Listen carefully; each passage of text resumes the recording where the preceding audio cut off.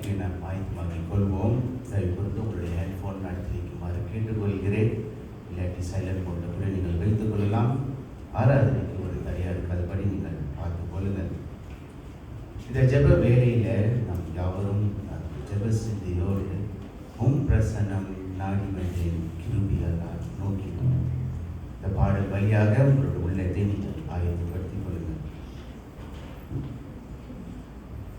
Amen.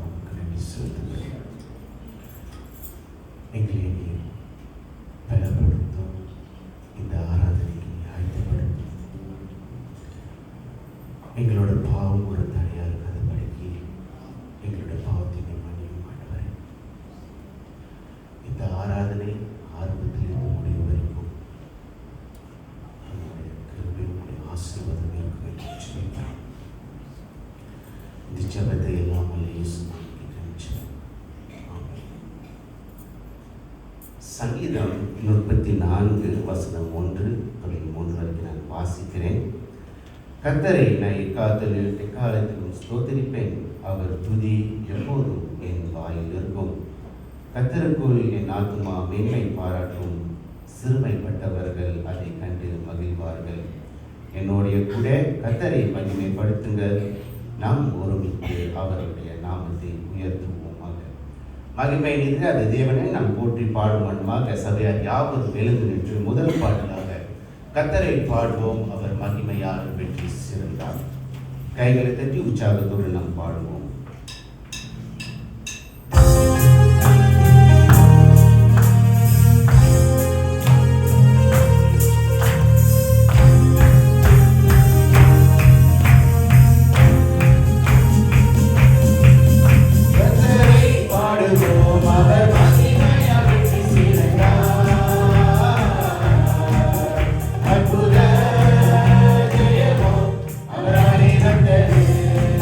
Abraham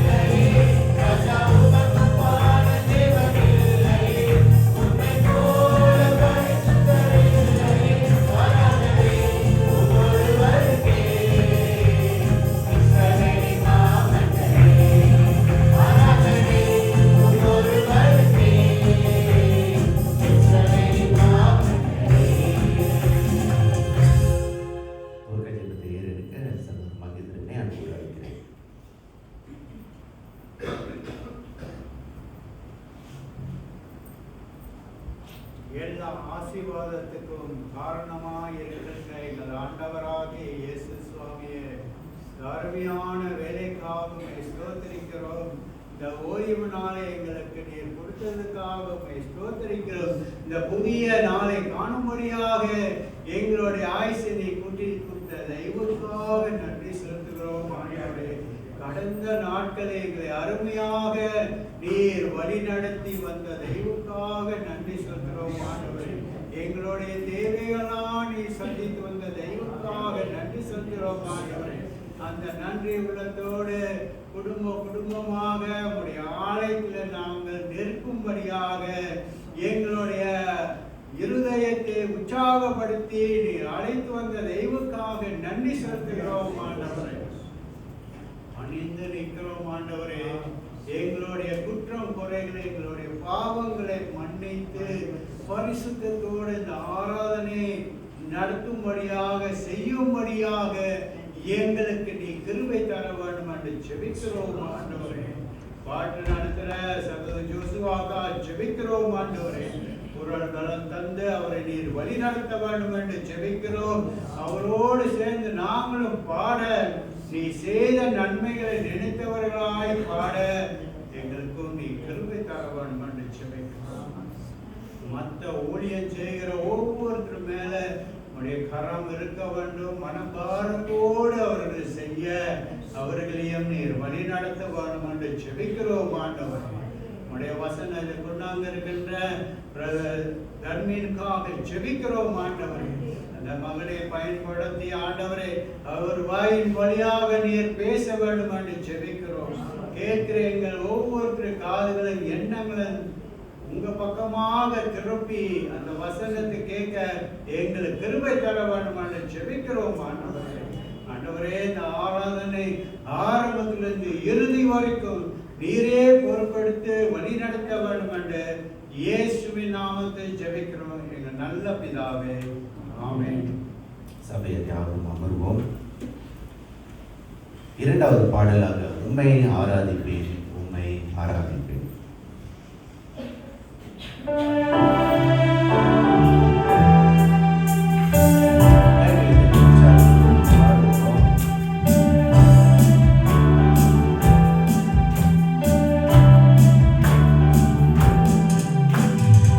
உம்மை ஆராதிப்பேன்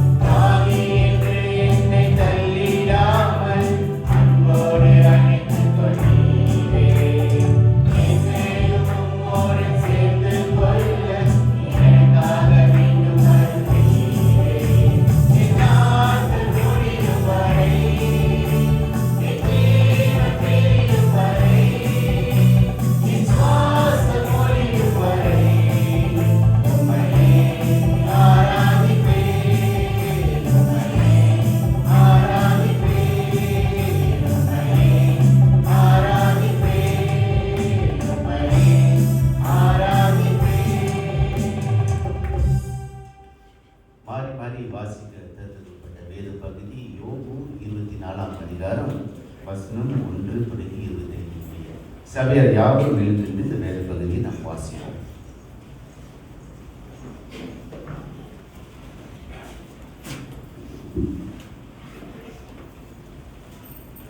யோபு 24ஆம் அதிகாரம் வசனம் 1 தொடங்கி 25 வரையிலும் மாறி மாறி வாசிப்போம்.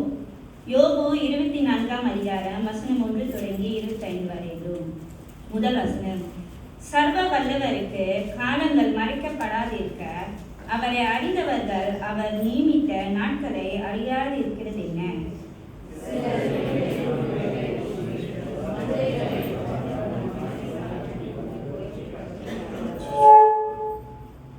தாய் தகப்பன் இல்லாதவர்களின் கழுதையை ஓட்டிக்கொண்டு போய் விதவையின் மாட்டை ஈடாக எடுத்துக் கொள்ளுகிறார்கள்.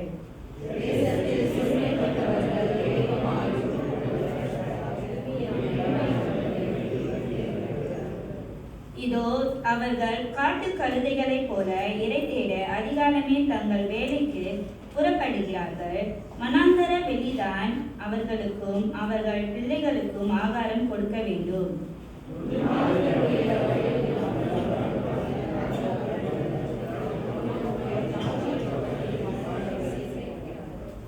குளிரிலே போர்த்து கொள்ளுகிறதற்கு ஒன்றும் இல்லாததினால் வஸ்திரம் இல்லாமல் ராத்தங்கி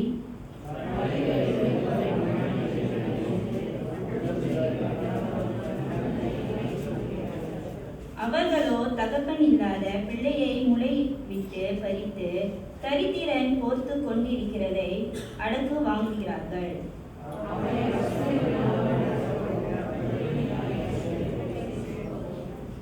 தங்கள் மதில்களுக்குள்ளே செக்காட்டவும் தகாதவனமாய் அடையாட்டவும் பண்ணுகிறார்கள்.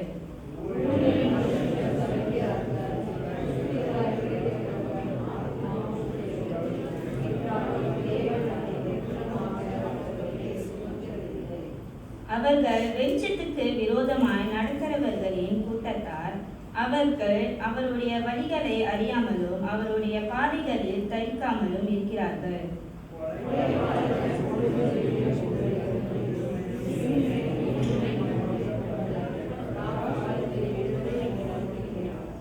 விபச்சாரனுடைய கண் மாலை மயங்குகிற வேலைக்கு காத்திருந்து என்னை ஒரு கண்ணும் காண மாட்டாதென்று முகத்தை மூடிக்கொள்கிறான்.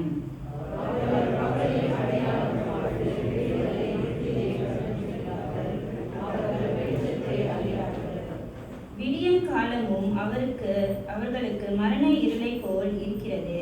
அப்படிப்பட்டவன் மரண இருளின் பயங்கரத்தோடு பழகியிருக்கிறான்.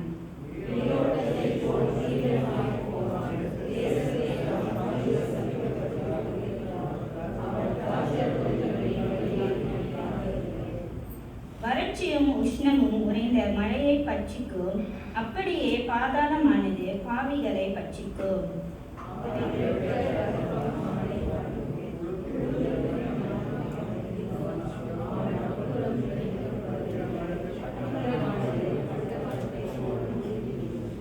பிள்ளை பெறாத மலடியின் அஸ்தியையும் பட்சித்து விட்டு விதவைக்கு நன்மை செய்யாதே போகிறான்.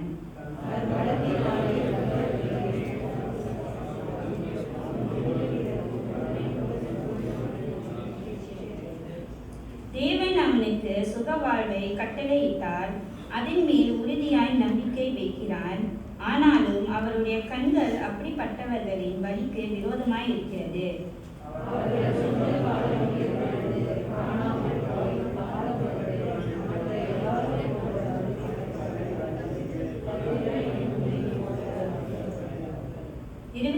வசனம் சேர்ந்து வாசிப்போம்.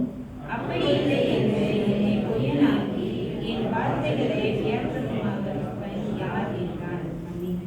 சபையார் யாவரும் அமர்வோம்.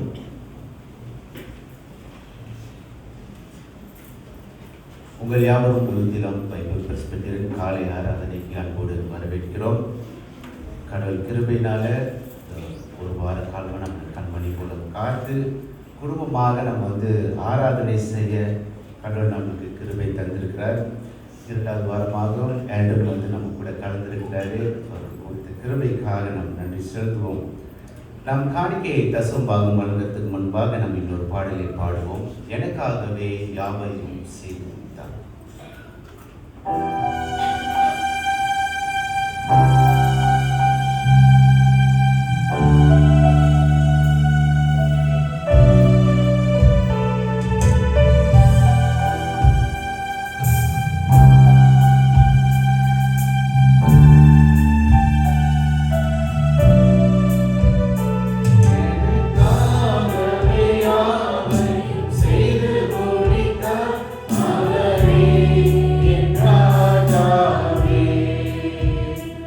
குற்றக்குறையாவும் மன்னித்து என்னை வாழ வைத்தார்.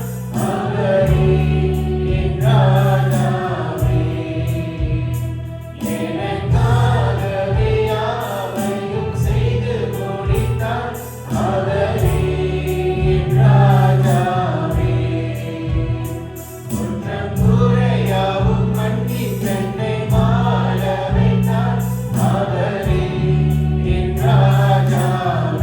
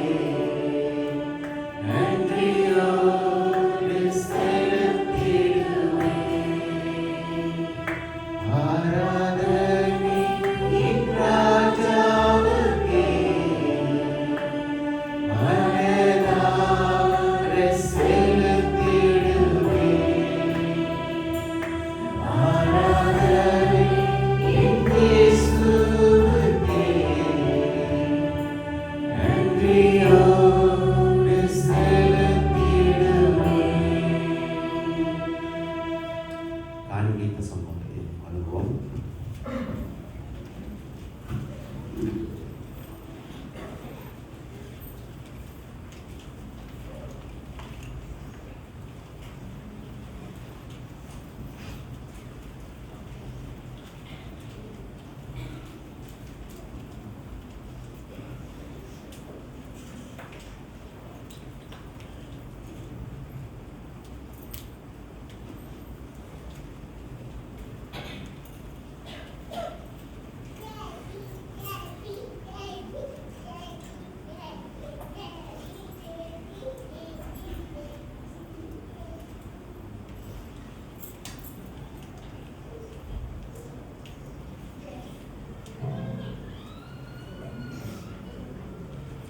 ஸ்தோத்திர பாடலை நாம் பாடுவோம்.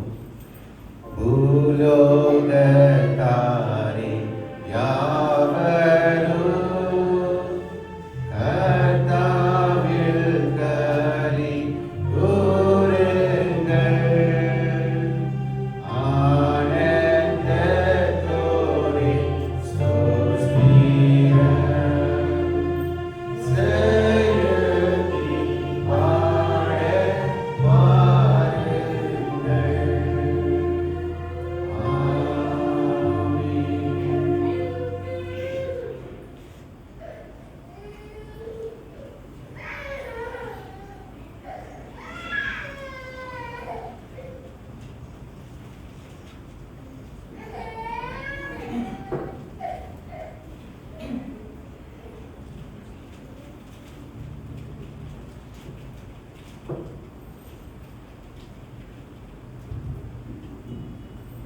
ஜெபம் செய்வோம். அன்பான ஆண்டவரே, நன்றி அப்பா. ஆண்டவரே, இந்த நேரத்திலும் ஆண்டவரே காணிக்காக ஜெபிக்கிறோம். ஆண்டவரே, ஒவ்வொரு நாட்களாக ஆண்டவரே எங்களை தனிமணி போல் நடத்துவதற்காக நன்றி. ஆண்டவரே, கோவில்களில் எங்களை காத்து வழி நடத்துவதற்காக நன்றி. எங்களை கொடுத்த வேலைக்காக நன்றி. நன்றி ஆண்டவரே.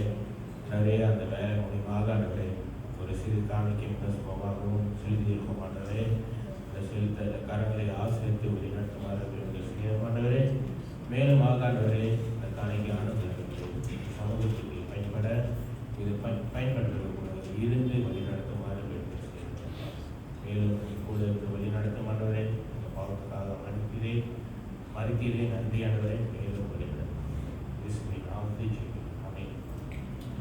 நாம் போதகை ஜெபத்துக்கு கடந்து போகிறதுக்கு முன்பாக சபையார் யாவரும் மெல்லின்று ஜெப சிந்தியோட நீரே வழி, நீரே சத்தியம், நீரே ஜெபம் செய்தார்.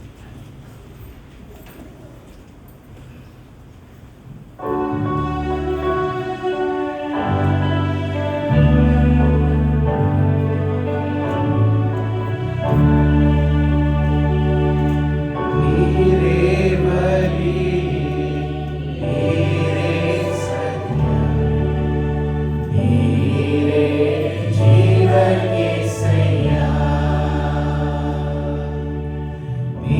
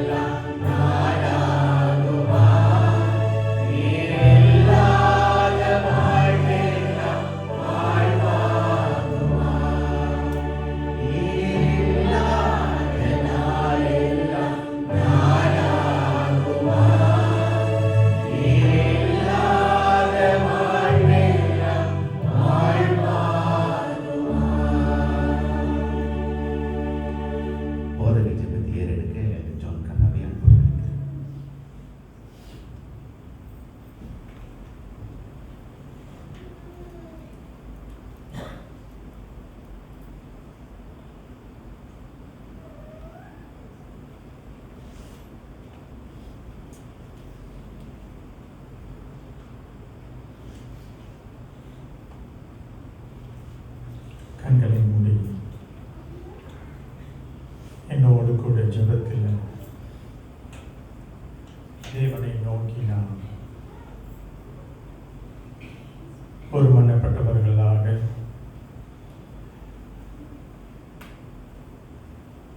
தேவனுடைய பாத தண்டையில்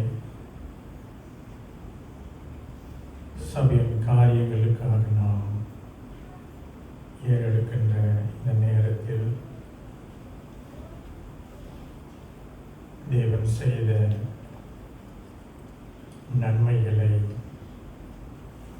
நாம் ஒவ்வொருத்தரும் தனிப்பட்ட முறையில்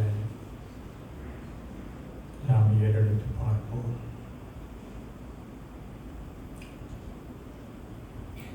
சிங்காசனத்தில் பரிசுத்தத்தில் வீட்டிற்கும் எங்களுடைய பரிசுத்த தகப்பனே,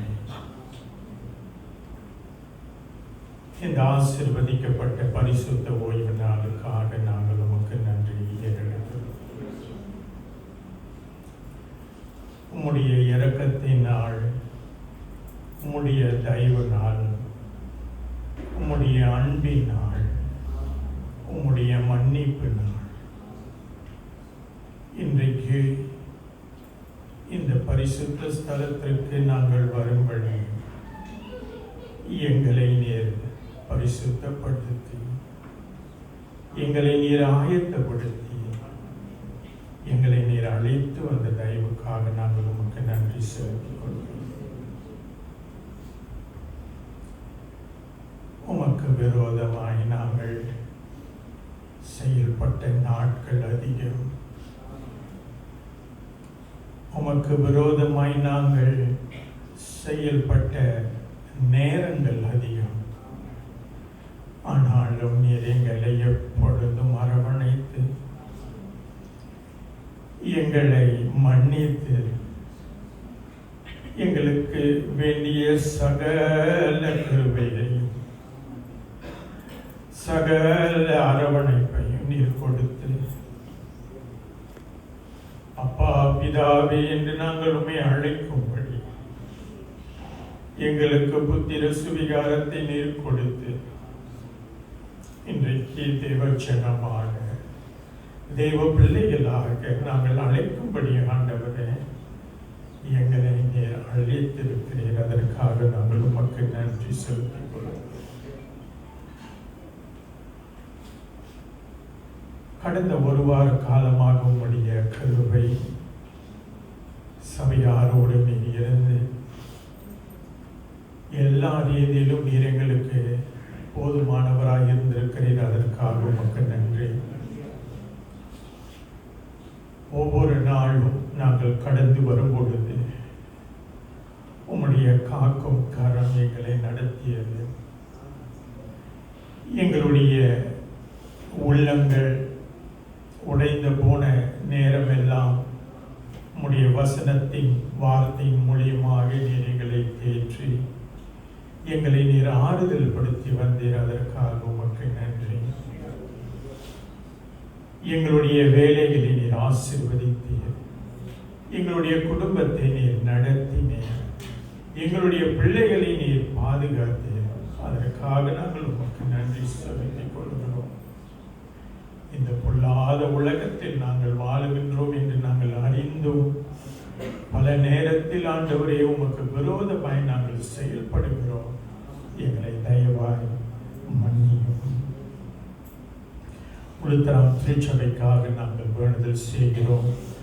கடந்த வாரம் நடந்தேறிய எல்லா ஊழியங்களையும் ஆராதனைகளையும் கூட்டங்களையும் கர்த்தர் ஆசீர்வதித்தீர். ஆண்டவரே தொடர்ந்து திருச்சபையில் ஏறெடுக்கப்படுகின்ற எல்லா ஊழியங்களும் தேவ மகிமைக்கென்று ஏறெடுக்கப்பட ஆண்டவரே ஊழியம் செய்கின்ற ஒவ்வொரு பிள்ளைகளையும் கர்த்தர் தொடர்ந்து வல்லமையாய் எடுத்து பயன்படுத்த நாங்கள் வேண்டுதல் செய்கிறோம். செய்கின்ற ஒவ்வொரு ஊழியங்கள் எங்களுடைய மகிமைக்காக அல்ல, எங்களுடைய பெருமைக்காக அல்ல,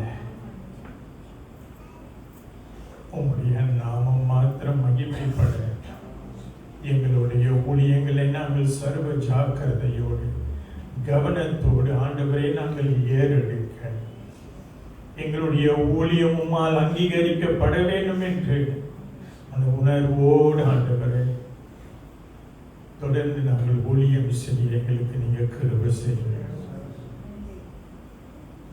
எங்களுக்கு முன்பதாக இருக்கின்ற எல்லா ஊழியங்களையும் நாங்கள் உடைய திருப்பாதத்தில் வைக்கிறோம். செப்டம்பர் மாதத்தில் நடக்க போற யூத் கம்பைன் கேம்ப்காக நாங்கள் ஜெபிக்கிறோம். ஆண்டவரே, தலைமை தாங்குகின்ற பிள்ளைகள் மேலே கிருபை அதிகமாக இருக்கணும். எல்லா ஏற்பாடுகளும் ஆண்டவரே சரிவர செய்ய, கவனத்தோடு செய்ய, இந்த ஊழியத்தை, இந்த முகாமை கர்த்தர் ஆசீர்வதித்து கொடுக்க, அதில் கலந்து கொள்ளுகின்ற ஒவ்வொரு வாலிபர் பிள்ளைகள் ஆண்டவரே ஆசீர்வாதமான ஒரு மன திரும்புதலை அவர்களுக்கு நீர் கொடுக்க, ஆண்டவரே உடைய ராஜ்யத்தை கட்டுகின்ற வாலிப பிள்ளைகளாக இவர்கள் மாற ஆண்டவர் நாங்கள் ஒரு மனப்பட்டவர்களாக ஆண்டவரே வாலிபர்களுக்காக நாங்கள் மன்றாடுகிறோம். தொடர்ந்து எல்லா காரியமும் குறிப்பாக பண தேவைகள் சந்திக்கப்பட ஆண்டவரே உம்மிடத்தில் நாங்கள் வேண்டுதல் செய்கிறோம். எங்களுடைய போதகருடைய ஸ்ரீலங்கா ஊழியத்தையை நாங்கள் உடைய பாதத்தில் வைக்கிறோம். எல்லா ஏற்பாடுகளும் ஆண்டவரே நேர்த்தியாய் செய்யப்பட போதகரை தொடர்ந்து நீ நடத்த நாங்கள் வேண்டுதல் செய்கிறோம். நோய்வாய்ப்பட்ட பிள்ளைகளுக்காக நாங்கள் ஜெபிக்கிறோம். ஆண்டவரே, ஏதோ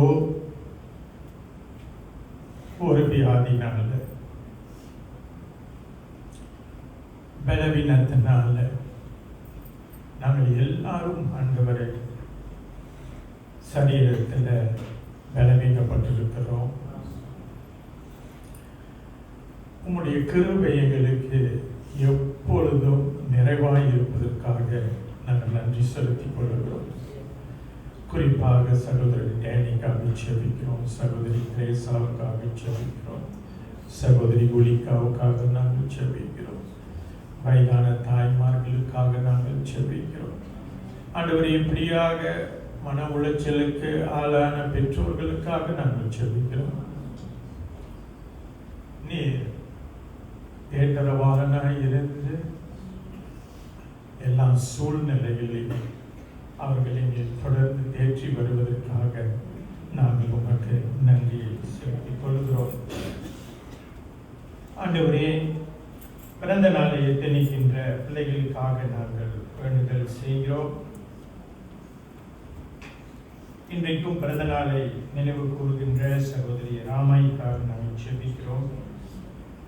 இந்த வாரத்தில் பிறந்த நாளை நினைவு கூறுகின்ற சிறுவன் ரோஹன் ராஜ்காக நாங்கள் ஜெபிக்கிறோம். சகோதரி மர்சிக்காக நாங்கள் ஜெபிக்கிறோம். சகோதரி ரெபேக்கா சுரேஷ்காக நாங்கள் ஜெபிக்கிறோம். சகோதரி மாலதிக்காக நாங்கள் ஜெபிக்கிறோம். இந்த பிள்ளைகளுடைய வாழ்க்கையில நீர் இரட்சகராய் இருந்து இதுகாலம் வரையில் அவர்களை நடத்தி வருவதற்காக நன்றி செலுத்திக் கொள்கிறோம். மன ரீதியில் அவர்களுக்கு வேண்டிய சமாதானத்தை நீர் கொடுத்து நீர் அவர்களை நடத்த நாங்கள் வேண்டுதல் செய்கிறோம். வருகின்ற காலங்களில் தேவனுக்கு இன்னும் உண்மையும் உத்தமமாக ஜீவனம் பண்ண இந்த பிள்ளைகளுக்கு நீர் கிருபை பாராட்ட நாங்கள் வேண்டுதல் செய்கிறோம். எங்களுடைய கட்டட காரியத்துக்காக நாங்கள் வேண்டுதல் செய்கிறோம். தகப்பனே, பல நாட்களாக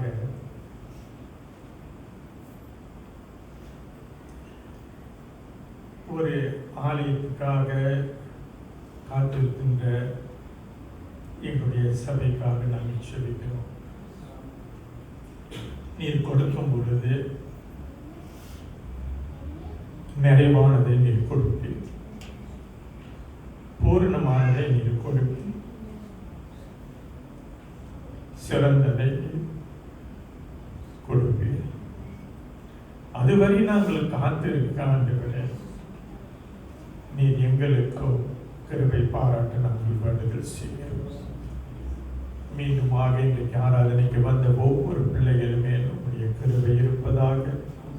சிறுவர் ஊழியங்களை கர்த்தர் ஆசீர்வதிக்க நாங்கள் வேண்டுதல் செய்கிறோம். இன்றைக்கும் உடைய வார்த்தையை ஏந்தி வந்த உடைய தாசனுக்காக செபிக்கிறோம். பரலோக வார்த்தையை நீர் எங்களுக்கு வைத்திருக்கிறீர்கள். அதை ஏற்றுக்கொள்ள எங்களுடைய மனதை நீர் பக்குவப்படுத்த ஆவியானவரே நீர் இந்த வேலையிலே எங்களோடு நீர் பேச நாங்கள் படுத்து செய்கிறோம். ஒரு மனப்பட்டவர்களாக உடைய சன்னிதானத்திலே நாங்கள் எங்களை தாழ்த்துகிறோம். எல்லா விதமான தடைகளையும் பலவீனங்களையும் கர்த்தர் எடுத்து போட்டு பரலோக வார்த்தைக்கு நாங்கள் செவி கொடுக்க எங்களை நாங்கள் ஒப்புக் கொடுக்கிறோம். துதிகர மகிமை யாவும் உமக்கே செலுத்தி இந்த ஜெபத்தை கிறிஸ்துவின் நாமத்தில் இருக்கிறோம் நல்ல பிதாவே, ஆமென். சபையார் அமருங்கள். சிறு பிள்ளைகள் உடைய வகுப்புக்கு போலாம். தேவ வார்த்தையை பகிர்ந்து கொள்ள சில டர்மினை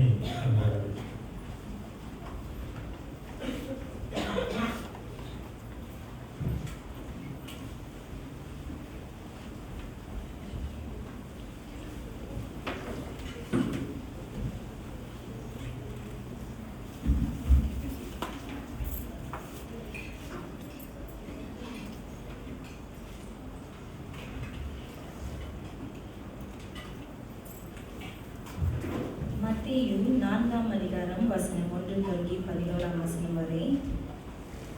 அப்பொழுது இயேசு பிசாசினால் சோதிக்கப்படுவதற்கு ஆவியானவராலே வனாந்தரத்துக்கு கொண்டு போகப்பட்டார்.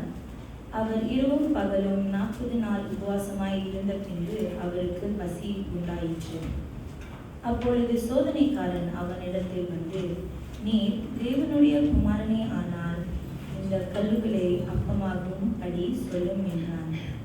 அவர் பிரதி உத்தரமாக, மனுஷன் அப்பத்தினால் மாத்திரம் அல்ல, தேவனுடைய வாயில் இருந்து புறப்படுகிற ஒவ்வொரு வார்த்தையினாலும் பிழைப்பான் என்று எழுதியிருக்கிறதே என்றான். அப்பொழுது பிசாசு அவரை பரிசுத்த நகரத்துக்கு கொண்டு போய் தேவ ஆலயத்தில் பரிகையின் மேல் அவரை நிறுத்தி, நீர் தேவனுடைய குமாரன் ஆனால் தாழக்குரியும், ஏனெனில் தம்முடைய தூதர்களுக்கு உம்மை குறித்து கட்டளையிடுவார். உமது பாதம் கல்லில் இடாதபடிக்கு அவர்கள் உம்மை கைகளில் ஏந்தி கொண்டு போவார்கள் என்பதை எழுதியிருக்கிறது என்று சொன்னான். அதற்கு இயேசு, உன் தேவனாகிய கர்த்தரை பரீட்சை பாராதிருப்பாயாக என்று எழுதியிருக்கிறதே என்றார். மறுபடியும் பிசாசு அவரை மிகவும் உயர்ந்த மலையின் மேல் கொண்டு போய் உலகத்தின் சகல ராஜ்யங்களையும் அவர்களின் மகிமையும் அவருக்கு காண்பித்து, நீர் சாஸ்தாங்கமாய் விழுந்து என்னை பணிந்து கொண்டால் இவைகள் எல்லாம் உமக்கு தருவேன் என்று சொன்னார். அப்பொழுது இயேசு, அப்பாலே போ சாத்தானே, உன் தேவனாகிய கர்த்தரை பணிந்து கொண்டு அவர் ஒருவருக்கே ஆராதனை செய்வாயாக என்று எழுதியிருக்கிறது என்றார். அப்பொழுது பிசாசானவன் அவரை விட்டு விலகி போனான். உடனே தேவ தூதர்கள் வந்து அவருக்கு பணிவிடை செய்தார்கள். ஆமென்.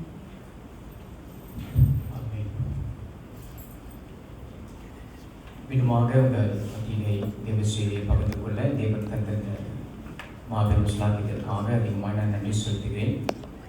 மீண்டுமாக எல்டர் ஜான் கண்ணாவை பார்ப்பது மிகவும் மகிழ்ச்சி.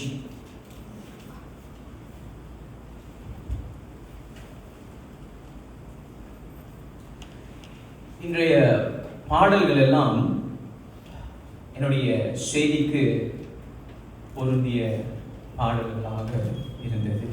கர்த்தருக்கே மகிமை உண்டாகலாம்.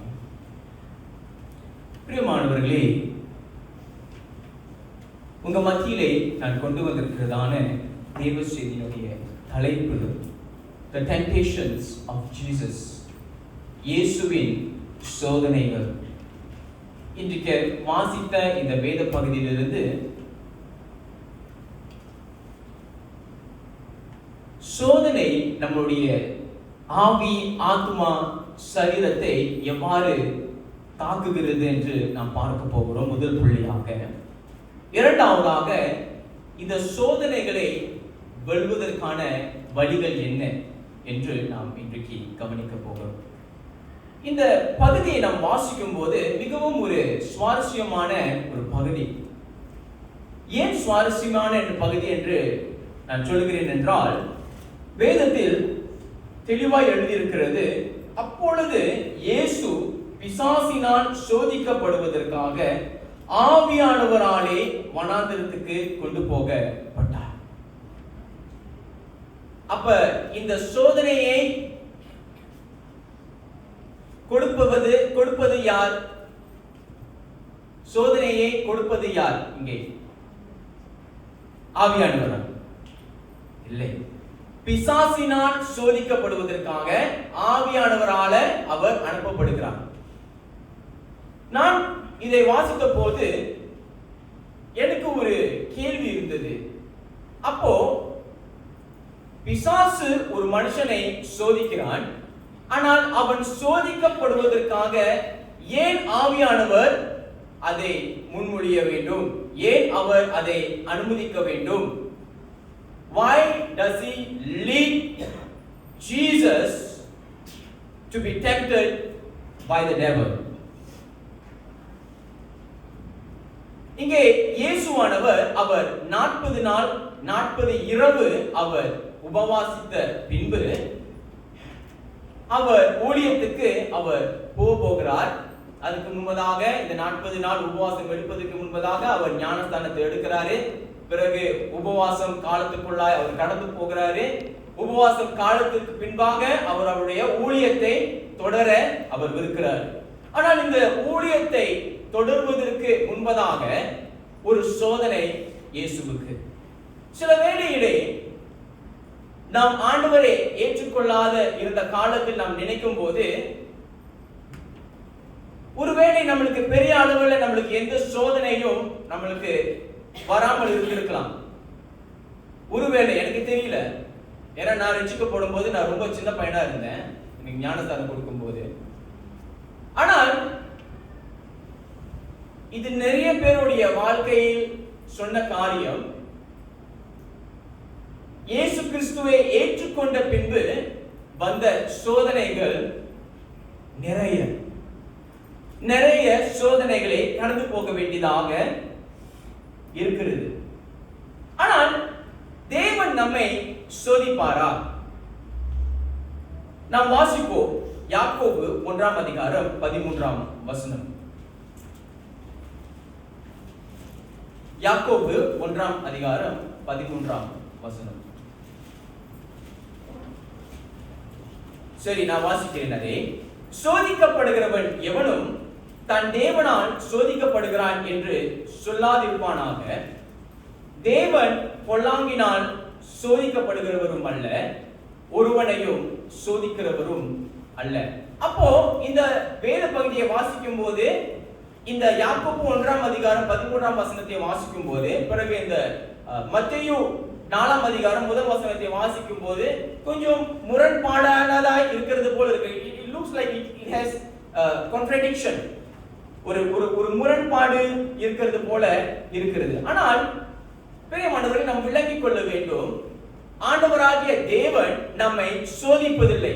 அது தெளிவாய் வேதத்திலே எழுதியிருக்கிறது.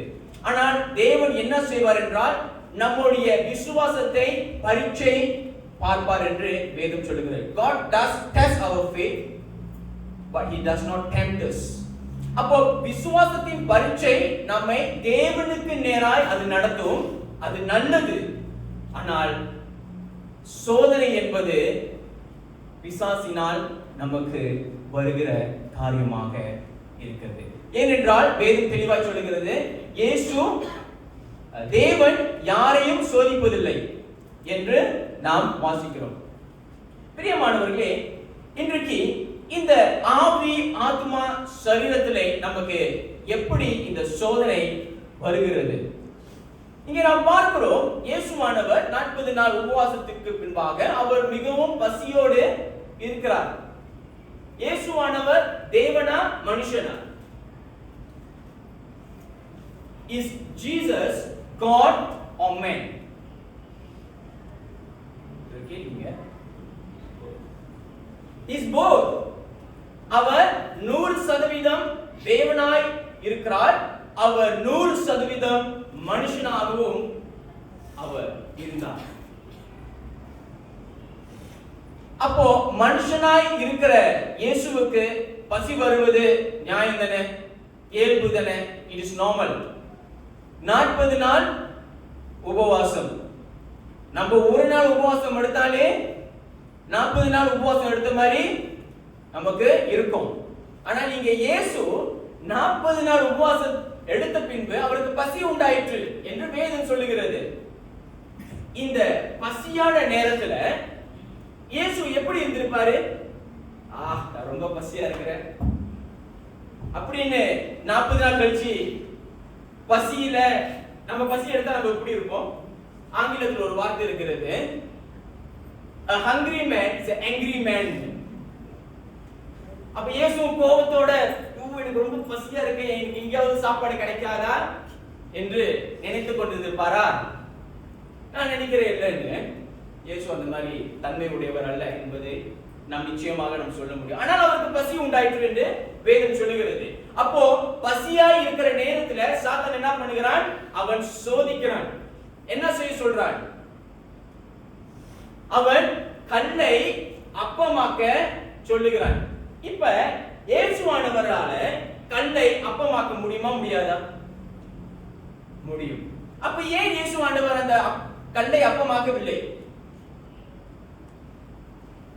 Why didn't he change the stone into a bread? ஏன்? இந்த கேள்வி நான் கேட்டுக்கொண்டே இருந்தேன். நானா இருந்திருந்தேன்னா பிசாசு சொல்றதுக்கு முன்னாடி நான் செஞ்சிருப்பேன். ஏன்னா எனக்கு அந்த வல்லமை இருக்கு. வல்லமை இருக்குன்னா உண்மையா வல்லமை இருக்குன்னு, வல்லமை இருந்ததுன்னா நிச்சயமாக பசியில ரொட்டி இல்ல வந்தன் மீயாவது நான் கேட்டிருப்பேன்.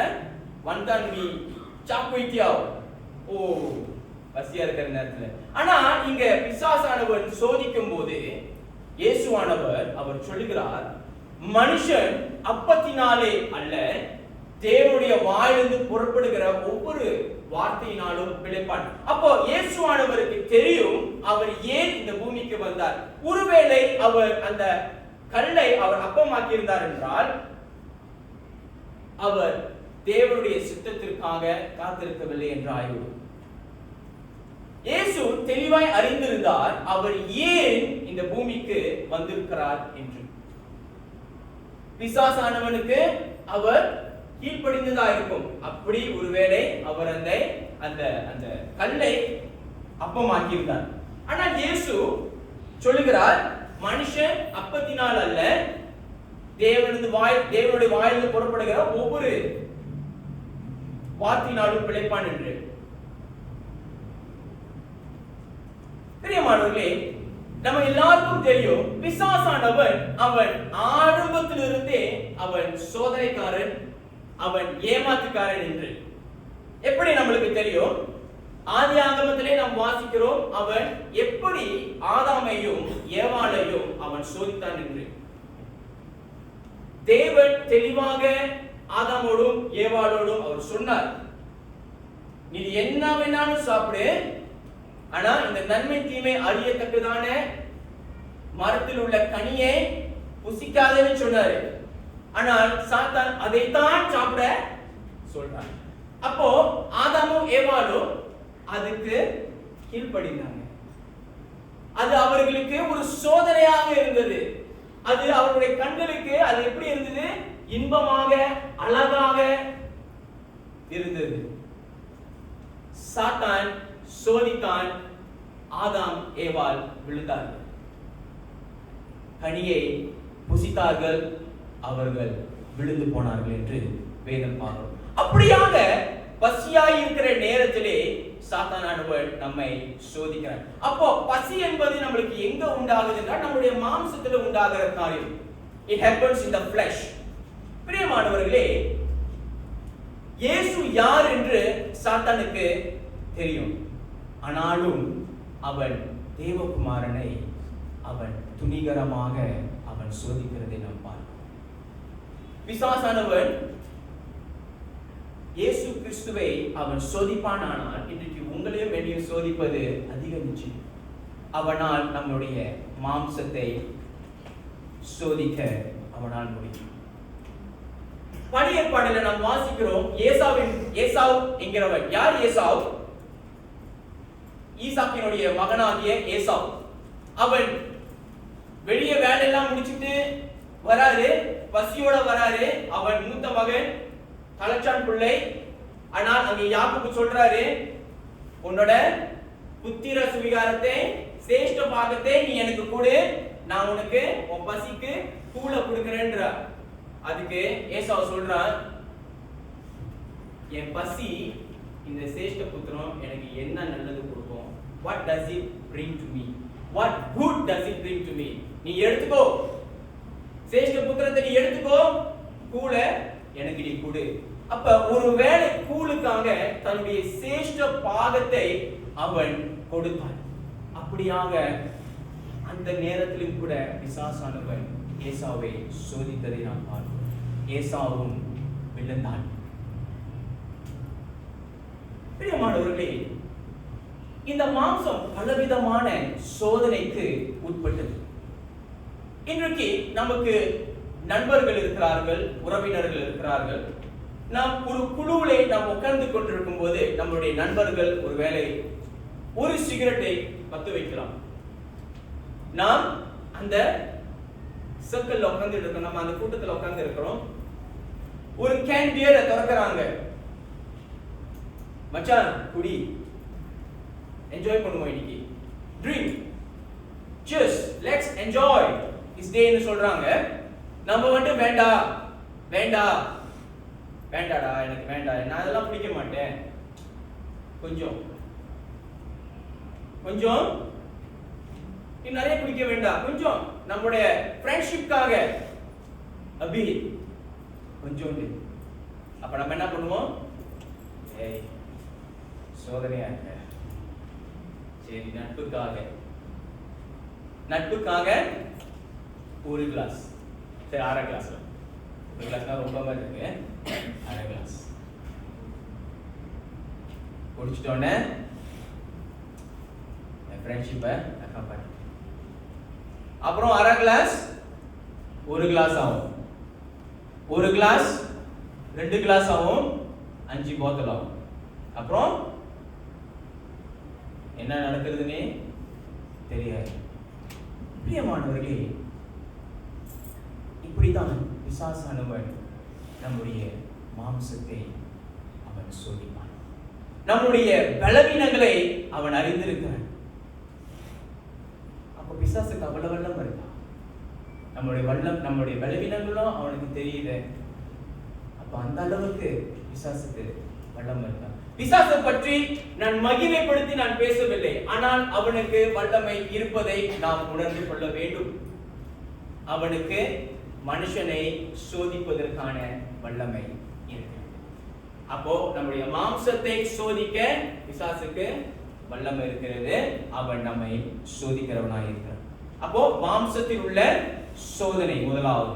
இரண்டாவது, நம்மளுடைய ஆத்மாவுக்கு வருகிற சோதனை. ஆத்மா என்று சொல்லும் போது நம்ம எப்படி இதை விளங்கிக் கொள்ள வேண்டும் என்றால், நம்முடைய மனம், நம்முடைய சிந்தை, நம்முடைய உள்ளான மனுஷன். பிசாசானவன் நம்முடைய உள்ளான மனுஷனையும் அவன் சோதிக்கிறவனாக இருக்கிறான். நம்முடைய மனதை, நம்முடைய சிந்தனைகளை அவன் சோதிக்கிறவனாக இருக்கிறான். இப்போ இயேசு கிறிஸ்து அவர் பசியோடு இருக்கிறார். மாம்சத்துல பசி உண்டாயிற்று. அவருடைய சரீரம் ஒருவேளை பலவீனமாக இருந்திருக்கும். அதனாலதான் அவருக்கு பசி உண்டாயிற்று. அப்போ அவருடைய இமோஷனல் சிச்சுவேஷன் எப்படி இருந்திருக்கும்? அவருடைய மனநிலை அந்த நேரத்தில் எப்படி இருந்திருக்கும்? நிச்சயமாக அவர் சோர்ந்து போய், ஏன்னா அவர் மனுஷன், அவர் 100% மனுஷன். நம்ம அந்த கோணத்தில் நாம் பார்க்க வேண்டும். அவர் 100% மனுஷனாக இருந்தால் அப்போ அப்படியாப்பட்ட நேரத்திலே அவன் இயேசுவை சோதிக்கிறது நாம் பார்க்கணும். தொடர்ந்து நாம் வாசிப்போம். 5வது வசனத்தை நாம் பார்ப்போம். அப்பொழுது பிசாசு அவரை பரிசுத்த நகரத்திற்கு கொண்டு போய் தேவ ஆலயத்தின் உப்பரிகையின் மேல், சரிங்களா, நான் வாசிக்கிறது, உப்பரிகையின் மேல் அவரை நிறுத்தி, நீ தேவனுடைய குமாரனே ஆனால் கால குதியும், ஏனெனில் தம்முடைய தூதர்களுக்கு உம்மை குறித்து கட்டளையிடுவார், உமது பாதம் கல்லில் இடராதபடிக்கு அவர்கள் உம்மை கைகளில் ஏந்தி கொண்டு போவார்கள் என்பதை எழுதியிருக்கிறது என்று சொன்னார். பிசாசு அந்த நேரத்துல எப்படி ஆண்டவரை அவன் சோதிக்கிறான்? இந்த இடத்துல 2வது சோதனையாக ஆண்டவருடைய வார்த்தையை கொண்டு ஆண்டவரை சோதிக்கிறான். அவன் ஆண்டவருடைய வார்த்தையை பயன்படுத்தி அவன் சோதிக்கவில்லை, சரிங்களா? ஆண்டவர் தான் அதுக்கு பிரதி உத்தரமாக ஆண்டவருடைய வார்த்தையை கொண்டு அவனுக்கு மறு உத்தரவு செய்தார். ஆனால் 2வது முறையாக அவன் சோதிக்கும் போது ஆண்டவருடைய வழியிலே அவன் வரான். உன் வழிக்கே நான் வரேன், மன்னிக்கவும், உன் வழியிலே நான் வரேன். உனக்கு ஆண்டவருடைய வசனம் தெரியும், உன் வழியிலே நான் வரேன், நீ கீழே குதி, தூதர்களை தாங்குவார்கள், காப்பாற்றுவார்கள், உன் பாதம் கல்லில் இடராதபடிக்கு உன்னை தம் கரங்களில் ஏந்துவார். இயேசு ஒருவேளை அவர் நினைத்திருக்கலாம், நினைத்திருக்க மாட்டாரு. இப்படி நினைச்சிருந்தா என்ன ஆயிருக்குன்னு சொல்ல வரேன். நான் தேவகுமாரன், அங்கதான் எழுதியிருக்கல, தேவகுமாரன் தான் எழுதியிருக்கிறது. நான் தேவகுமாரன், எல்லா வல்லமையும் எனக்கு பிதா கொடுத்திருக்கிறார், நீ என்னையே சோதிக்கிறியா? நான் கீழே விழுந்தா எனக்கு தெரியாதா? தூதர்கள் என்னை காப்பாற்றுவார்கள் எனக்கு தெரியாதா? அப்படின்னு ஆண்டவர் கொஞ்சம் பெருமையா பேசியிருக்கலாம் பிசாசுகிட்ட. ஆனால் ஆண்டவர் அங்க ஒன்றும் பெருமையாலாம் ஒன்றும் பெரிய அளவுல பெருசா ஒன்றும் அவர் அந்த இடத்துல பிசாசுக்கு ஏத்து நின்று பிரச்சனை எல்லாம் பண்ணல. அவர் ரொம்ப சர்வசாதாரணமா சொல்றாரு. அதற்கு இயேசு, உன் தேவனாகிய கர்த்தரை பரீட்சை பாராதிருப்பாயாக என்றும் எழுதியிருக்கிறது. அப்போ நமக்கு வேத வசனம் தெரியும், எல்லாம் தெரியும் என்றால் ஒரு அளவுக்கு நம்மளுக்கு வேத வசனம் தெரியும், நாம் வேதத்தை வாசிக்கிறோம், வசனம் நமக்கு தெரியும். ஆனால் பிசாசானவன் அந்த வசனத்தை கொண்டே நம்மை சோதிப்பான். நம்முடைய மனநிலையை அவன் அறிந்து நம்மை அவன் சோதிப்பான். வசனத்தை வைத்து அவன் சோதிப்பான். நிறைய பேரு இந்த பைபிள இப்படி மூடி வச்சிருப்பாங்க, இப்படி திறப்பாங்க, இன்னைக்கு என்ன வசனம் ஆண்டவர் கண்ணுக்கு காட்டுறாரோ அதுதான் நம்மளுக்கு. ஒருவேளை எனக்கு ஆசீர்வாதம் வேணும், என் ஆண்டவர் என் தேவையெல்லாம் சந்திக்கணும் அப்படின்னு சொல்லும் போது திடீர்னு மல்கியா புத்தகத்திலிருந்து வானத்தின் பல வழிகளை திறந்து உன்னை இடம் கொள்ளாம மட்டும் உன் ஆசீர்வாதமா சொன்னா போதும், அன்னைக்கு ரொம்ப சந்தோஷம். ஆனா அவன் செய்யற வேலை எல்லாம் ஊழல் வேலை. அப்ப ஊழல் வேலையை செஞ்சுக்கிட்டு ஆண்டவர் என்னை ஆசீர்வதிக்கணும்னு அவன் கேட்டானா இப்படியும் நமக்கு வசனம் வரும். இதுவும் நமக்கு ஒரு சோதனை தான். ஆனா அந்த வசனத்தை நம்ம எப்படி ஏத்துக்கிறோம்? ஆண்டவரே நமக்கு கொடுக்கிறார். அப்ப இங்க இயேசுவானவருக்கு வசனம் தான் அவன் சொல்லுகிறான், நீ தாளை குதியும், தூதர்கள் உன்னை காப்பாற்றுவார்கள். பிரியமானவர்களே, இந்த மனம் பலவிதமான காரியங்களை சிந்திக்க சக்தி வாய்ந்தது. பலவிதமான இமோஷன்ஸ் நம்மளுக்கு இந்த மனதிலே ஏற்படும், தோன்றும். நாம் ஒரு காரியத்தை நாம் செய்யும் போது நம்முடைய மாம்சத்திலே நாம் அதை செய்கிறோம். ஆனால் நாம் மாம்சத்திலே நாம் அதை செய்வதற்கு முன்பதாக நாம் இங்கே அதை நினைக்கிறோம். நினைத்தால் பிறகு அது ரெஜிஸ்டர் ஆகும், பதிந்த அப்புறம் அது உள்ள வேலை செய்யும். அது வேலை செய்ய நாம் அதை கிரியையாய் நாம் காட்டி கொடுப்போம். பிரியமானவர்களே, இது எங்களுடைய வீட்டில் நடந்த சம்பவம். கடந்த வாரத்துல நாங்கள் வீட்டுல ஒரு 3 நாள் இல்லாத ஒரு நேரத்துல நாங்க சிங்கப்பூருக்கு போயிருந்தோம். வீட்டுக்கு வந்துட்டு அப்புறம் அறையில அந்த பாத்ரூமுக்கு மனைவி போறாங்க, அவங்க குளிக்க போறாங்க. திடீர்னு ஒரு சத்தம் கேட்டுச்சு, அப்படி ஒரு சத்தம் கேட்டுச்சு. அப்படி கேட்டா நீங்க என்ன நினைப்பீங்க? பூனை. சாரி, நான் ஏதாவது ரொம்ப சத்தமா பேசிட்டேன். கேட்டோன்னா அவங்களுக்கு ஏற்கனவே காலு கொஞ்சம் பிரச்சனையா இருக்குது. கேட்டோன்னா வலிக்கு உழவு போயிட்டாங்க. ஆனா நல்லவேளை அவங்க கதவு பிடிச்சிட்டாங்க, உழுவுல. Thank God. அவங்க எட்டி பார்க்கும்போது அறைக்குள்ளாக பூனை இருந்தது. அந்த கேட்டனுக்கு பின்னால இப்படி மல்லாக்கு படுத்துக்கிட்டு 2 பூனை குட்டி பாடு பிடிச்சுக்கிட்டு இருக்கு. அதுல அவங்க என்கிட்ட சொன்னாங்க, ரூம்ல பூனை இருக்கு அப்படின்னு. அவங்க ரூம்ல பூனை இருக்குன்னு சந்தோஷமா சொல்லல, ரொம்ப கோபமா சொன்னாங்க என்கிட்ட. நானே குளிச்சுக்கிட்டு இருக்கிறேன் இன்னொரு பாத்ரூம்ல. பூனை இருக்கு. நான் தெரியாத மாதிரி குளிச்சுக்கிட்டு இருந்தேன். பூனை இருக்குன்னா எப்படி வெளியே ஓடி வருது உடனே? நான் குளிச்சுக்கிட்டு இருந்தேன். சரி, ஒன்னும் சொல்ல வேண்டாம், அவங்க ஏற்கனவே ரொம்ப ரொம்ப கோபமா இருக்கிறாங்க, நம்ம ஒரு வார்த்தையும் சொல்லக்கூடாது. ஏன்னா நம்ம நல்லது நினைச்சு சொன்னாலும் சம்திங் அது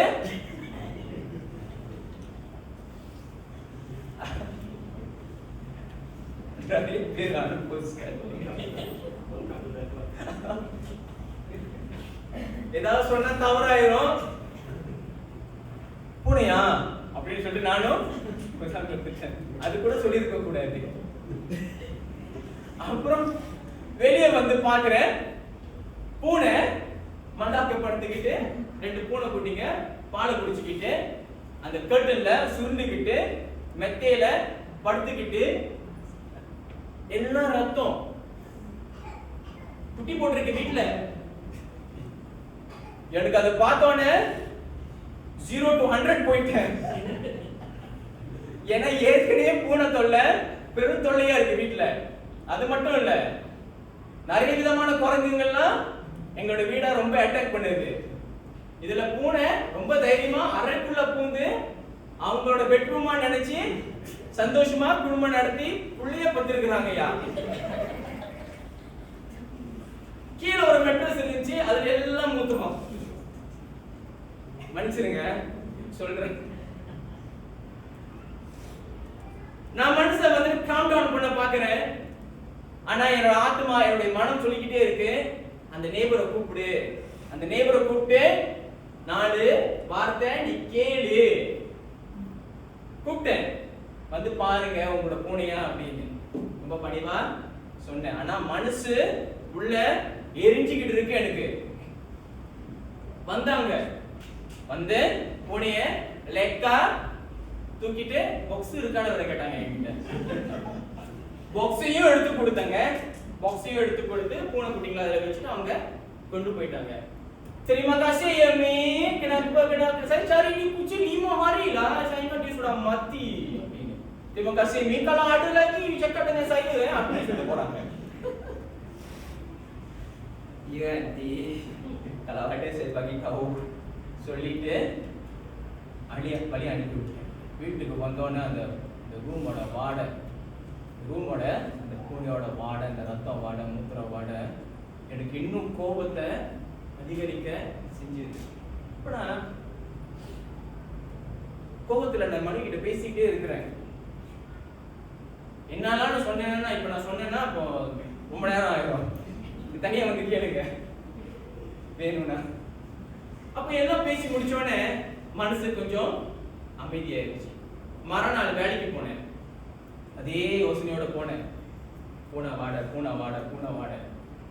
ரத்தம் மூத்திரம் இது எல்லாமே மண்டையில ஓடிக்கிட்டே இருக்கு. என்னோட கோபத்தை அது இன்னும் அதிகரித்து கொண்டிருந்தது.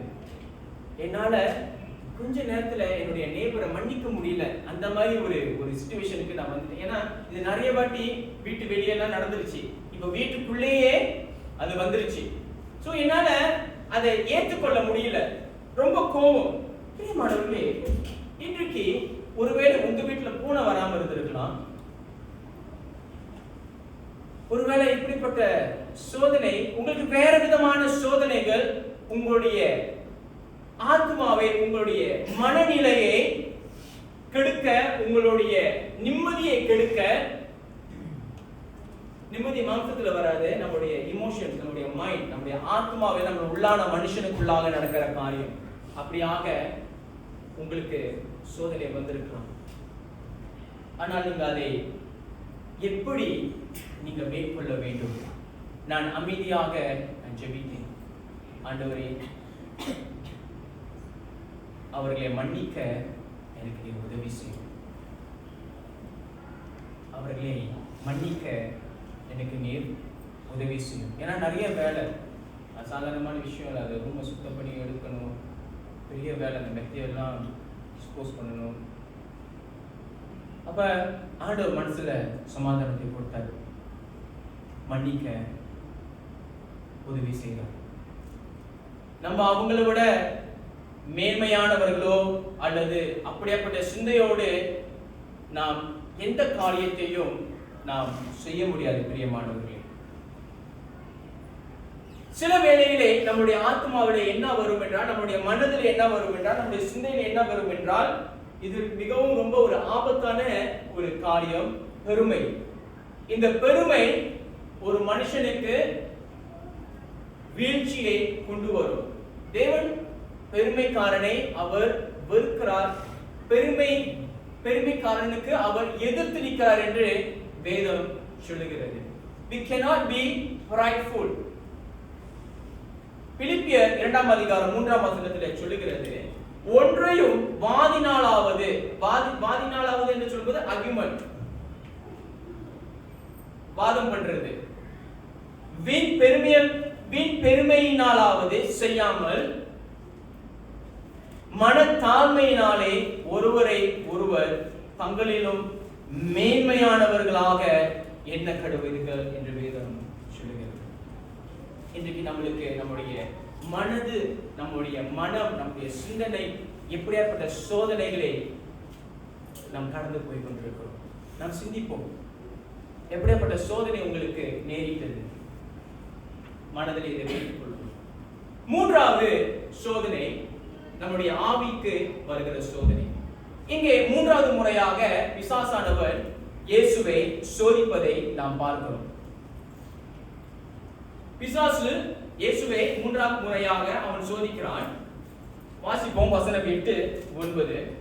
மறுபடியும் பிசாசு அவரை மிகவும் உயர்ந்த மலையின் மேல் கொண்டு போய் உலகத்தின் சகல ராஜ்யங்களையும் அவைகளின் மகிமையையும் அவருக்கு காண்பித்து, நீ சாஷ்டாங்கமாய் விழுந்து என்னை பணிந்து கொண்டால் இவைகளை எல்லாம் உமக்கு தருவேன் என்று சொன்னான்.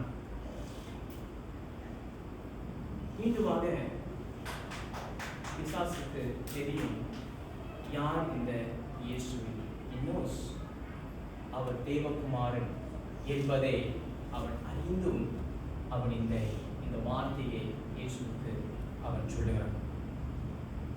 நீ பார்க்கிற எல்லா மகிமையையும் இதெல்லாம் என்னுடைய, உனக்கு நான் இது எல்லாத்தையும் கொடுக்கிறேன்.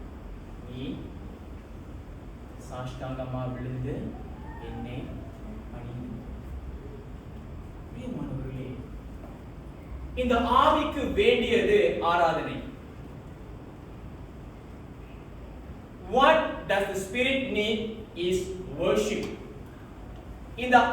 இந்த ஆவியை ஆண்டவர் ஏன் நமக்குள்ளாய் வைத்திருக்கிறார் என்றால், நாம் இந்த ஆவி ஆண்டவருடைய ஆவியோடு கூட இணைய வேண்டும் என்று தேவன் அவருடைய ஆதீனத்திலே கொண்டிருக்கிறார்.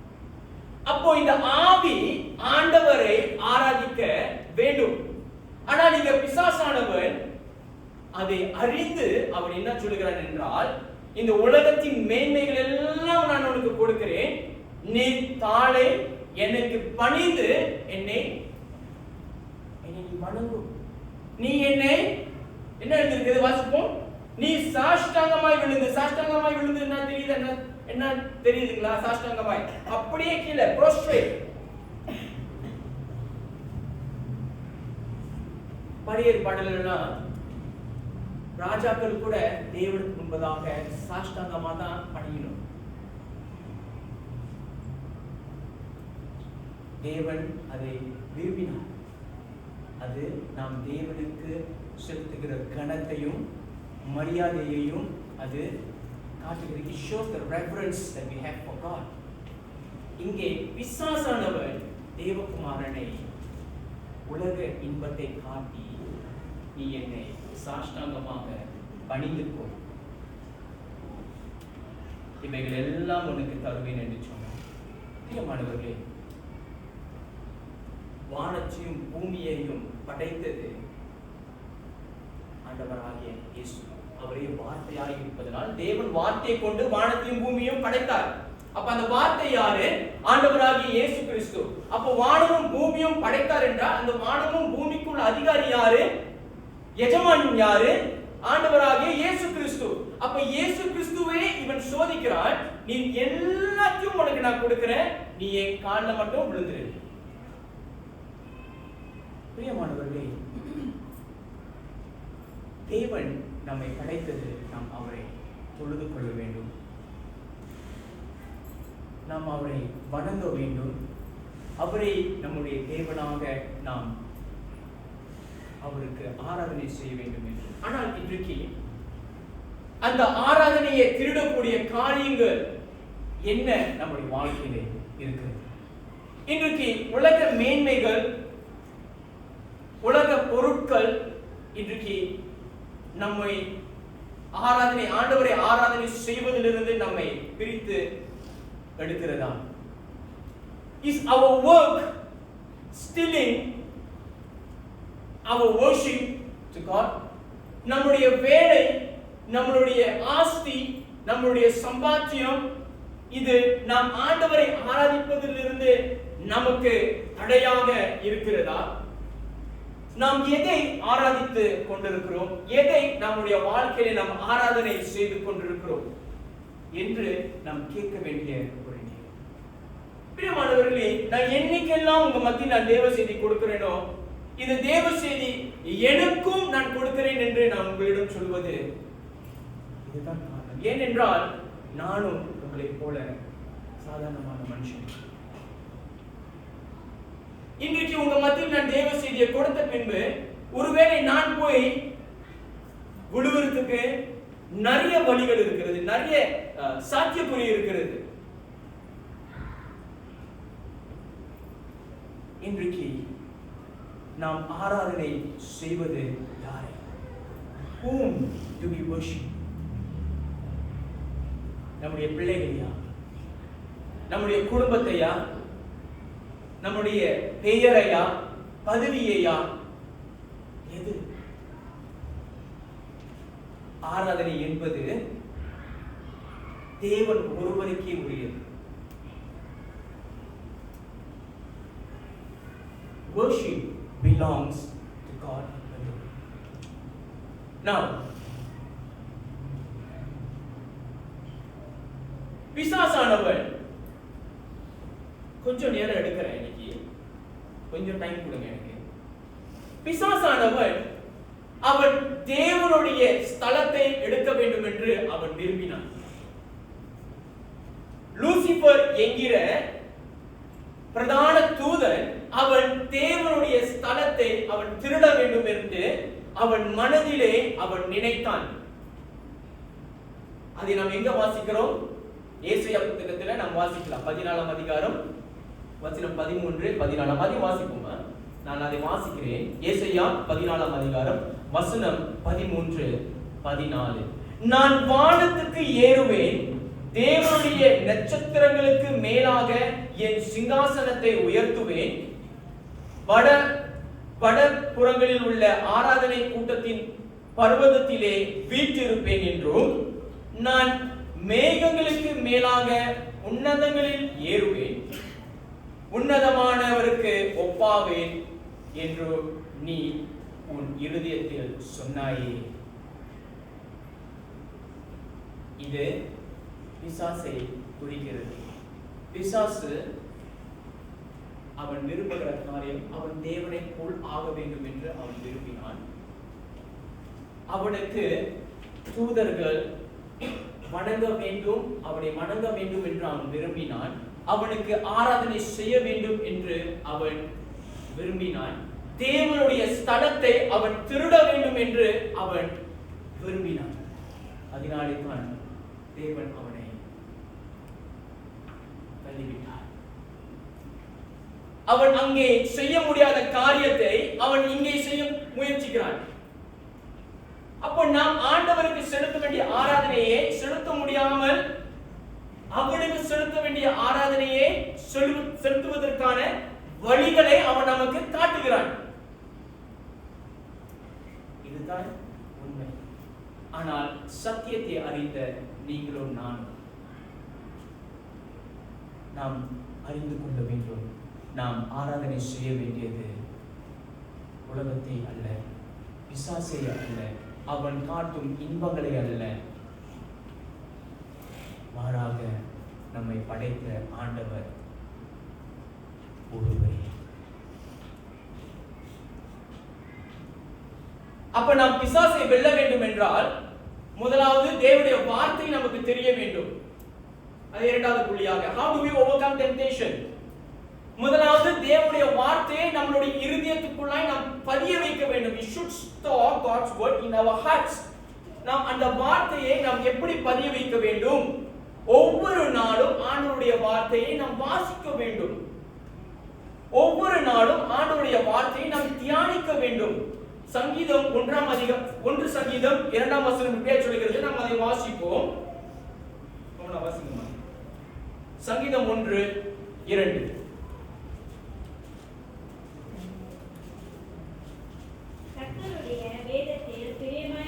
கர்த்தருடைய வேதத்தில் பிரியமாயிருந்து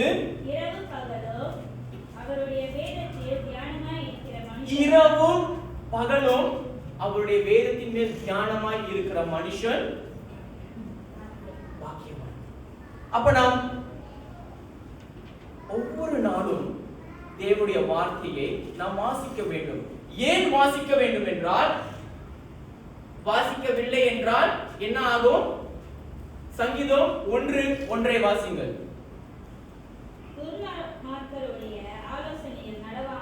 அப்ப துன்மார்க்கருடைய ஆலோசனையில நாம் நடப்போம். ஓகே, நடவாமலும் சொல்லுகிறது, செய்யலனா நடப்போம். ஓகே, அப்ப வேதத்தை நாம் தியானிக்கவில்லை என்றால் பாவிகளுடைய வழியில் நாம் நிற்போம். அப்ப தேவனுடைய வார்த்தை நாம் தியானமாய் இல்லை என்றால் பரியாசக்காரன் எங்கே உட்கார்ந்து இருக்கிறானோ நாம் அங்கே தான் உட்காருவோம்.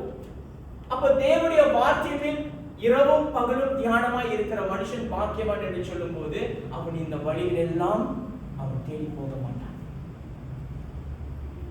ஏனென்றால் நாம் அங்கே இருக்கும் போது நமக்கு சோதனை உண்டாகும். அவன் செய்கிற காரியம் நாமும் செய்வதற்கு நமக்கு சோதனை ரொம்ப ஸ்ட்ராங்கா இருக்கும். The temptation becomes strong and stronger and stronger. அதுதான் சோதனையோட வல்லமை, அதான் பிசாசனுடைய வல்லமை. அவன் நம்ம சோதிச்சு கொண்டே இருப்பான். அப்ப ஆண்டோட வார்த்தை நமக்குள்ள இல்லை என்றால் அந்த சோதனைக்கு நாம் மிகவும் எளிதாக நாம் ஒப்பு கொடுத்து விடுவோம். We will easily fall.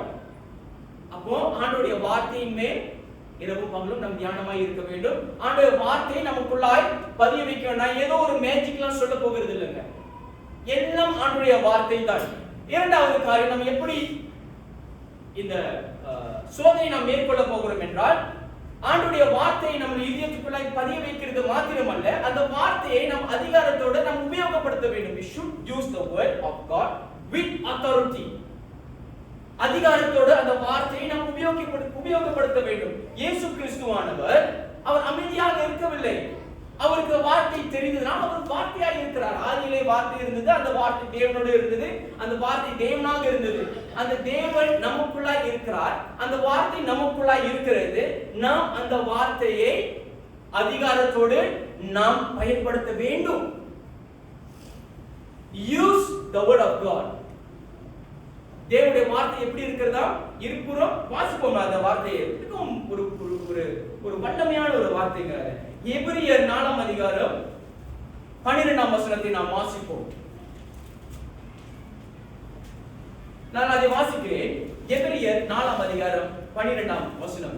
தேவனுடைய வார்த்தையானது ஜீவனும் வல்லமையும் உள்ளதாயும் இருபுறமும் கருக்குள்ள எந்த பட்டயத்திலும் கருக்கானதாயும் ஆத்துமாவையும் ஆவியையும் கணுக்களையும் ஊனையும் பிரிக்கத்தக்கதாக உறவ குத்துகிறதாயும் இருதயத்தின் நினைவுகளையும் யோசனைகளையும் வகை அறுக்கிறதாயும் இருக்கிறது.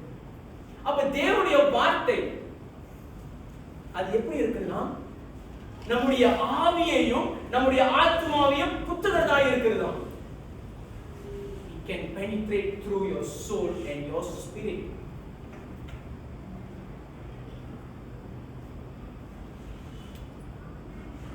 அப்ப இந்த வார்த்தை நம்ம காட்சிங்க. எபேசியர் சொல்லுகிறது, சர்வாயுக வர்க்கத்தை தரித்தவர்களாக இருக்க வேண்டும். பட்டயம் என்கிற ஆண்டவருடைய வசனத்தை நாம் பயன்படுத்த வேண்டும். நம்மளுடைய போராட்டம் மாம்சத்தோடும் இரத்தத்தோடும் அல்ல, துரைத்தனங்களோடும் அதிகாரங்களோடும். இவ்வுலக பிரபுக்களோடும். நமக்கு யார் இந்த உலகத்தின் பிரபு? Who is the prince of the world? Devil. அவனை நாம் மேற்கொள்ள வேண்டும் என்றால் நமக்கு வசனம் தெரிய வேண்டும். வசனம் தெரிந்தால் மாத்திரம் போதாது, அந்த வசனத்தை நாம் பயன்படுத்த வேண்டும். Use the word of God. பயன்படுத்துவோம். ஆண்டவருடைய வார்த்தையை நாம் பயன்படுத்துவோம். மூன்றாவது வழி, ஆண்டவருடைய வார்த்தைக்கு கீழ்ப்படிய எல்லா முயற்சியும் நாம் செய்வோம். ஆண்டவருடைய வார்த்தைக்கு நாம் கீழ்ப்படிய வேண்டும் என்றால் நம்முடைய சொந்த முயற்சினால் நம்மளால முடியாது. அதற்கு ஆவியானவருடைய உதவி நம்மளுக்கு வேண்டும். அதற்கு நாம் ஆண்டவரை நோக்கி உதவி கேட்க வேண்டும். எப்படி உதவி கேட்கிறோம்? ஜெபத்தின் மூலமாய் நாம் உதவி கேட்கிறோம். அப்ப ஆண்டவருடைய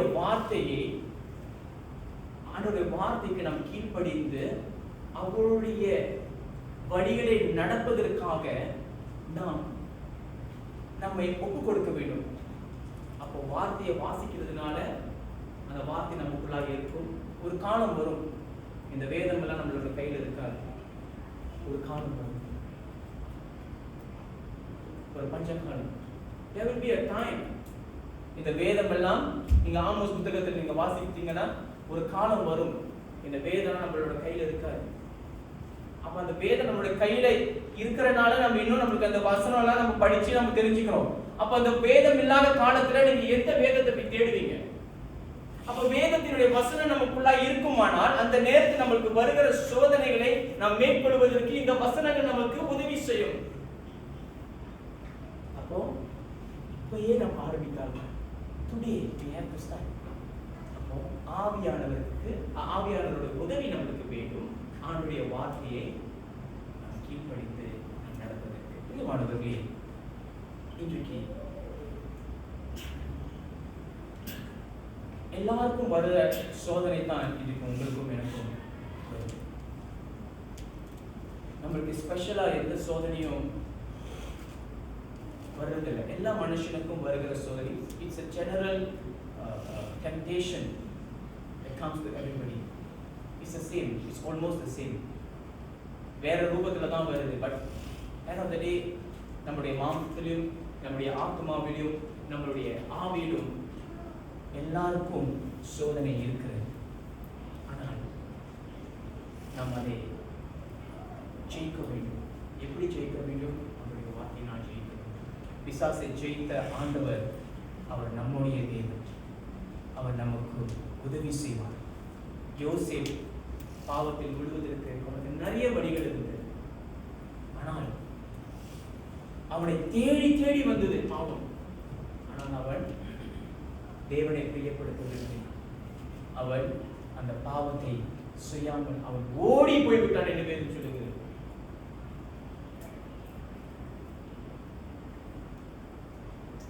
பாவத்தை கண்டால் நாம் ஓட வேண்டும், ஆனால் பிசாசுக்கு நாம் எதிர்த்து நிற்க வேண்டும் என்று வேதம் சொல்லுகிறது. இந்த வார்த்தைகள் இன்றைக்கு நமக்கு பலனாய் இருக்கிறது. ஒருவேளை நீங்க யோசிக்கலாம், நான் என்னென்னமோலாம் செஞ்சுட்டேனே, என்னென்னமா பாவம், யாரும் அறியாத பாவம்லாம் நான் செஞ்சிருக்கேனே, என்னோட சோதனை, எனக்கு வந்த சோதனை நிமித்தம் என்னென்னமோ பாவம்லாம் நான் செஞ்சிருக்கிறேன், யாருக்கும் தெரியாது, நான் ரகசியமாக நிறைய பாவங்களை நான் செய்திருக்கிறேனே, என் சோதனைகளை மேற்கொள்வதற்கு எனக்கு வழி தெரியவில்லையே, அந்த வழி தெரியாமல் நான் விழுந்து விட்டேனே, என்னை காப்பாற்ற யாரும் இல்லையா? மாணவர்களே, உங்களுக்கு உள்ள நல்ல செய்தி என்னவென்றால், தேவன் நாம் செய்த எல்லா ரகசிய பாவங்களும் அவருக்கு தெரியும். ஆனால் அவர் யாருக்கிட்டையும் அதை வெளிப்படுத்துவதில்லை. நம்மை அவமானப்படுத்துகிறது. அவர் உங்களுக்காகவும் எனக்காகவும் நாம் பாவிகளாய் இருக்கும் போதே அவர் நமக்காக மரித்தார் என்று வேதம் சொல்லுது. இன்றைக்கு நாம் மனத்தாழ்மையோடு நம்முடைய சோதனைகளை, நமக்கு சோதனை நேரிடும் போது நம் ஆண்டவரை நோக்கி நாம் கூப்பிடும் போது, அல்லது நாம் கடந்த கால செய்த பாவங்களை நாம் அதை நினைவு கூர்ந்து அதை நாம் மனத்தாழ்மையோடு நாம் அதை அறிக்கையிடும் போது, இன்றைக்கும் தேவன் நம்மை மன்னிக்க வல்லவராயிருக்கிறார். தேவன் நமக்கு உதவி செய்வார். அவர் அதற்காகவே கல்வாரி சிலுவையிலே ரத்தம் செய்தார். நாம் மீட்கப்பட வேண்டும் என்பதற்காகவே அவர் வந்தார். அவர் மரிப்பதற்காகவே அவர் வந்தார். அவர் மரித்ததினாலே இன்றைக்கு உங்களுக்கும் எனக்கும் அவருக்குள்ளாக பாவம் மன்னிப்பு இருக்கிறது. அந்த நிச்சயத்தோடு இன்றைக்கு நாம் வீடு திரும்புவோம். நம்முடைய பாவங்களை, நம்முடைய சோதனை நேரங்களை ஆண்டவரிடம் நாம் ஒப்புக் கொடுப்போம். மனத்தாழ்மையோடு தேவனிடம் நாம் மன்னிப்பு கேட்போம். தேவன் நமக்கு உதவி செய்வார்.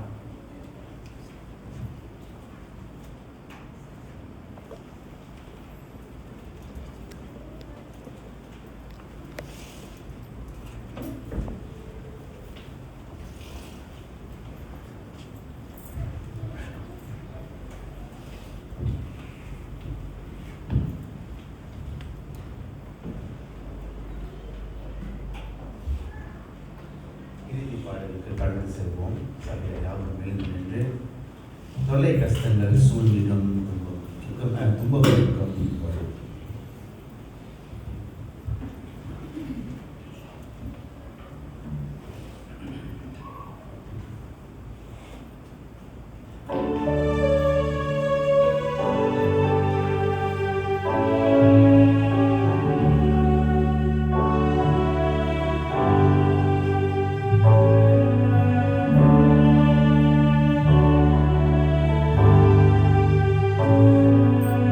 Thank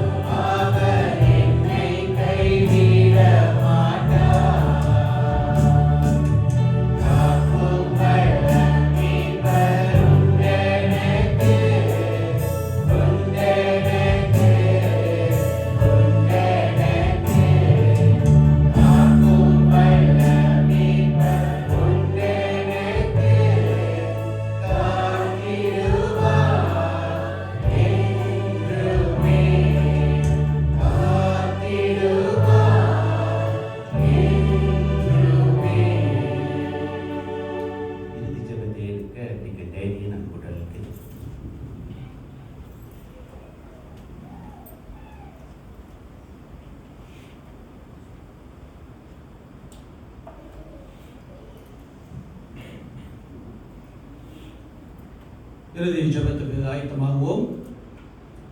இந்த இறுதி ஜெபத்துக்கு பிறகு ஆசீர்வாதத்தை நம்ம சபையினர் நமக்கு வழங்குவார்.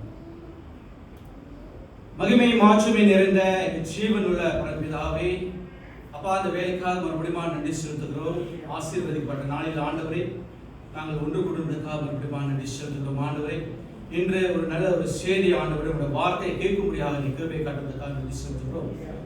ஆண்டவரே சோதனையான காலங்கள் இருந்தாலும், வேதனையான காலங்கள் இருந்தாலும், கண்ணீரின் காலங்கள் இருந்தாலும் ஆண்டவரே தேவன் மாத்திரமே எங்களுக்கு பலத்தை தருகிறேன். அதுக்காக நன்றி செலுத்துகிறோம். அப்பா மாத்திரமே நாங்கள் நோக்கி பார்க்கின்ற பிள்ளைகளாக இருக்கிறோம். ஆண்டவரே இது மாத்திரமே எல்லா ஆபத்திலிருந்து எங்களை தப்பு வைக்கிற தேவனாக இருப்பதற்காக நன்றி செலுத்துகிறோம்.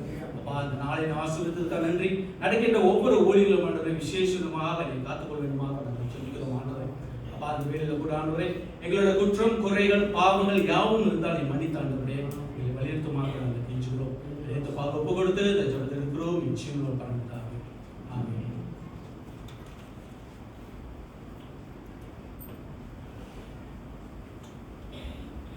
ஆசீர்வாதத்தை பெற்றுக்கொள்வோம். கர்த்தர் உன்னை ஆசீர்வதித்து உன்னை காக்க கடவர். கர்த்தர் தம்முடைய முகத்தை உன்மேல் பிரகாசம் பண்ணி உன்மேல் கிருபையாய் இருக்க கடவர். கர்த்தர் தம்முடைய முகத்தை உன்மேல் பிரசன்னமாக்கி உனக்கு சமாதானம் கட்டளையிட கடவர். ஆமென். சபையாம்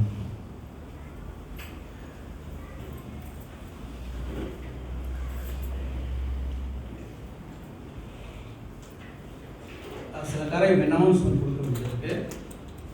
கொஞ்சம் நீளமாக தான் இருக்குது குறிப்பு, கொஞ்சம் பொறுத்து கொள்ளுங்கள். ஓகே, வார இதில் நீங்கள் பார்த்தீங்கன்னா அடுத்த வாரம் வந்து worship leader வந்து ஜோசுவாவில் நான் அதை வந்து வழி நடத்துவேன். அது நீங்கள் டேக் நோட் பண்ணிடுங்க.